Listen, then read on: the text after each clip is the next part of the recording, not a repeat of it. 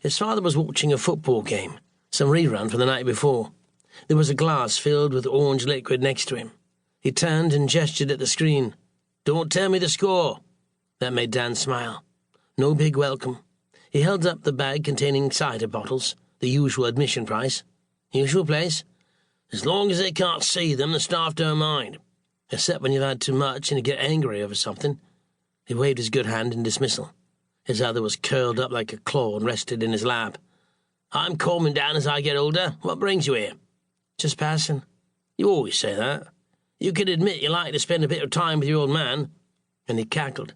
"In these mellow years I become, that's a word, avuncular? You didn't inherit your fancy words from me, but that sounds like it. Avuncular." His eyes narrowed as his smile faded. "What's on your mind, son?" Dan shook his head. "Nothing." "You're lying to me. I can see fear in your eyes, and I know that look. I've seen it so often with people who think they're about to lose everything and not sure if they got enough fight in them. What is it? Your business gone wrong? A case?"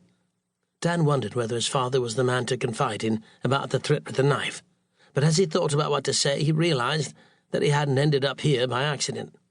Once he'd hidden the cider, he sat down and asked, "Back in the old days when there were still industries to save, what did you say to those who didn't see the point in fighting?"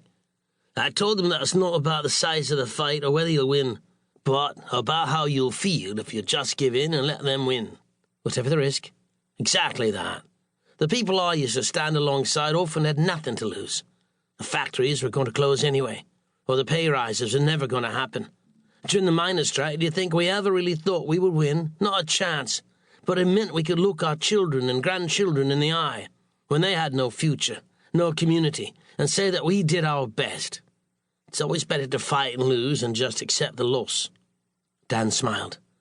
"I never took you for the homespun wisdom type." "Oh, yes, you did, because that's why you come here.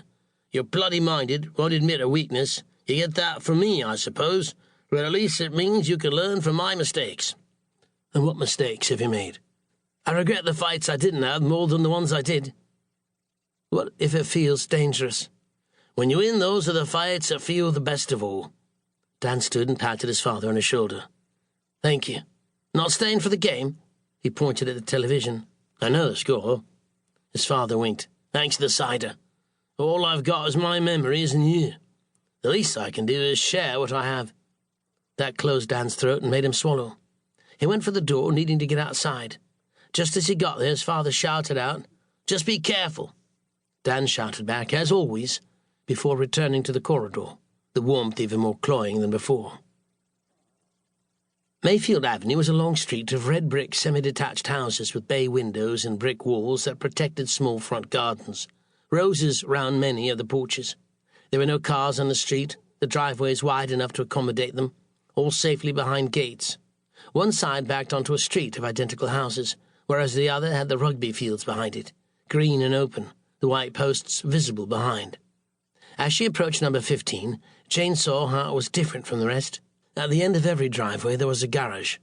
Some were in better condition than others, and some nothing more than dilapidated workshops. At the end of the driveway for number 15, however, there was open garden, the memory erased of whatever happened there more than 20 years earlier. Jayne wasn't convinced it had worked. Rather than scrubbing away the memory, it highlighted it, conspicuous by its absence. There's no point knocking on the door of Rodney Walker's old house. Jayne presumed that the owner had bought it after Rodney had been incarcerated, either unwittingly or at a knockdown price, and prepared to overlook the past. It was the neighbours who would provide the answers. She started at number 17. A bright new porch had been built on the front. After a few seconds of pressing the bell, an old man with salt and pepper hair and a tight blue jumper appeared, his stomach protruding over his belt. "Yes?" "I'm here about next door," and she jabbed her finger towards Rodney's old house. "Are they out? I can see their car." "No, I mean the man who lived here 20 years ago." The man straightened and folded his arms. "What's all the sudden interest?" "Do you mean the reporter, a few months ago?" "Aye. Some southern chap asking a lot of questions and upsetting people." "Why upsetting them?" "Because he thought Rodney didn't kill those kids." "Really? That's what he said?" "He tried to, but I told him straight, no more of that talk. One of those kids was killed in his damn garage. That reporter was just another fool looking for a headline." "Did you know he was dead?" "Rodney? Good. Keeping him alive served nothing. No, the reporter. He was called Mark Roberts.